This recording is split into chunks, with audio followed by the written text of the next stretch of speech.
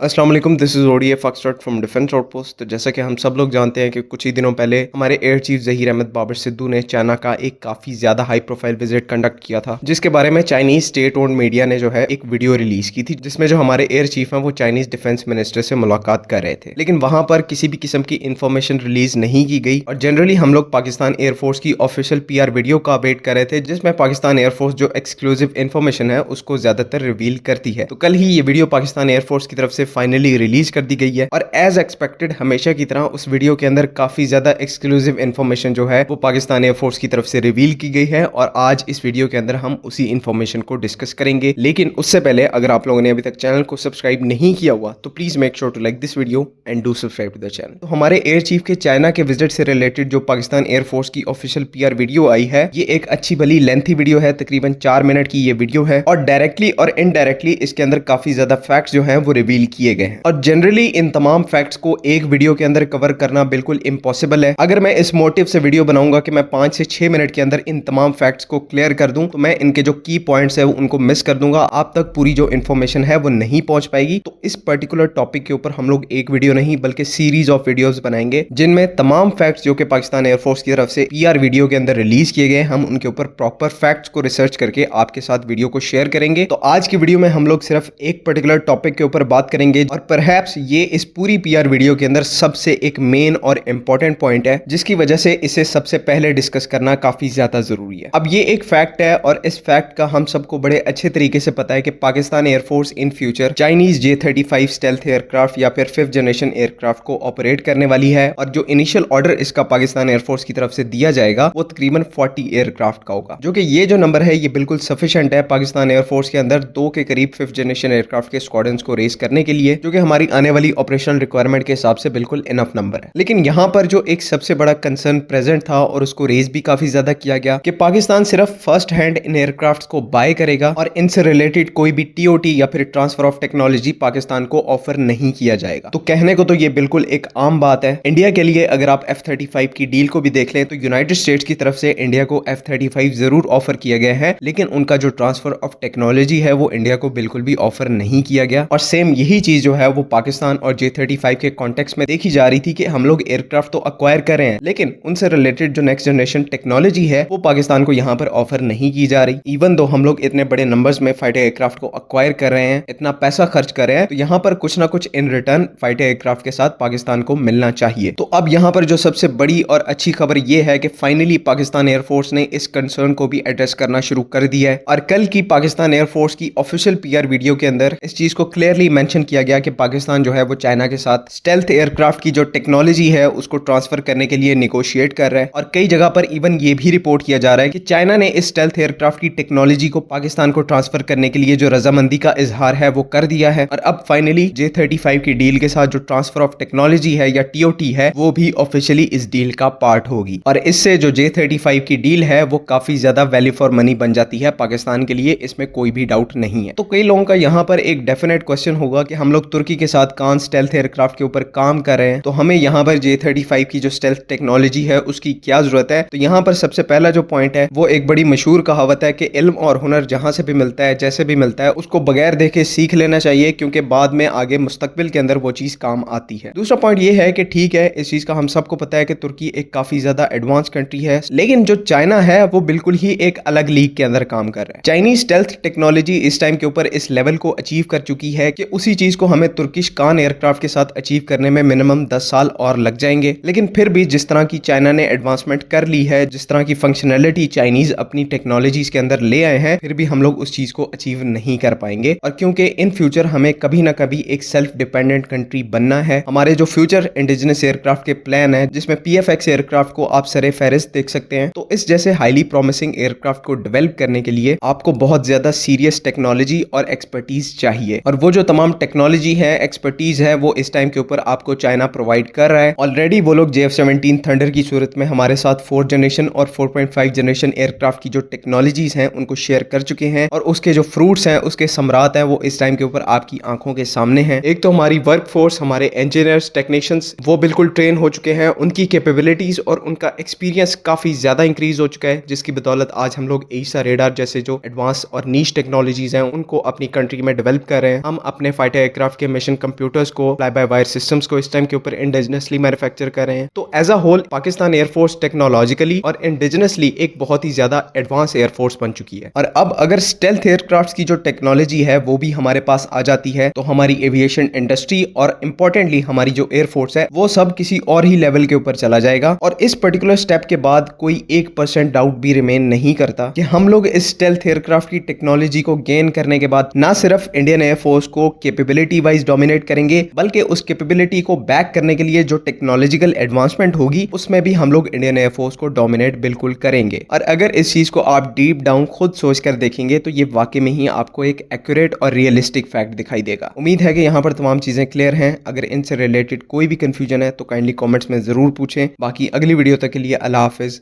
पाकिस्तान जिंदाबाद।